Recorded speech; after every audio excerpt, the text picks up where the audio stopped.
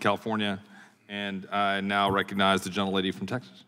Thank you, Mr. Chairman, and many thanks to our panel. I represent El Paso, Texas. I'm the only member of this committee who lives on the U.S.-Mexico border. And in fact, it's been my community that has had the highest numbers of apprehensions and encounters, and we probably will again this year. This hearing is a very brazen effort to provide political cover to my governor, Governor Greg Abbott, who has unconstitutionally used state resources in order to try to impose the state's own immigration policies and laws. The current amount being used by the state is $11 billion. $11 billion of state taxpayer money. And I think we can all agree, because a witness said earlier, Texas has the highest number of encounters. That's true. El Paso, the highest number of encounters. Obviously, what Greg Abbott is doing is an absolute failure. And there's nothing about what Greg Abbott is doing that is about trying to improve the situation, trying to solve a great challenge. It's all about political posturing, which is what this subcommittee has become about, which is what this committee has become about, and it's unfortunately about what this Congress has become about. And it's really tragic, because our nation deserves bipartisan solutions that make sense and that help our country. Instead, what we're doing here today is advancing a crackpot legal argument that is itself based on a racist conspiracy theory. And that theory, the argument, is rooted in the repeated cries of an invasion, which is a dog whistle for the Great Replacement theory. The Great Replacement theory actually was a motivator for a white supremacist who drove to my community and slaughtered 23 people and injured dozens more. So there's deadly consequences to this kind of hate speech.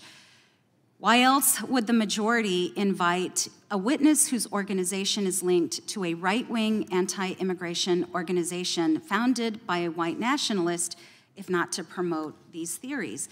Mr. Jadwat, I'd like to ask you, are you familiar with the Great Replacement conspiracy theory? Yes. How does the argument that there is an actual invasion at the southern border feed into this racist conspiracy theory? So I think it dehumanizes people by treating them not as people, but as invaders. And as I discussed before, it paints them as violent when I think everybody here would agree that the vast majority of people who come to the border are not. And it authorizes violence against them. And that is the truly dangerous piece of this language. And again, the contention here is it doesn't just, this is not a rhetorical point. This is not a metaphor that they're using. They're saying, as a matter of law, that we are authorized to use the tools of war in responding to what we have termed an invasion.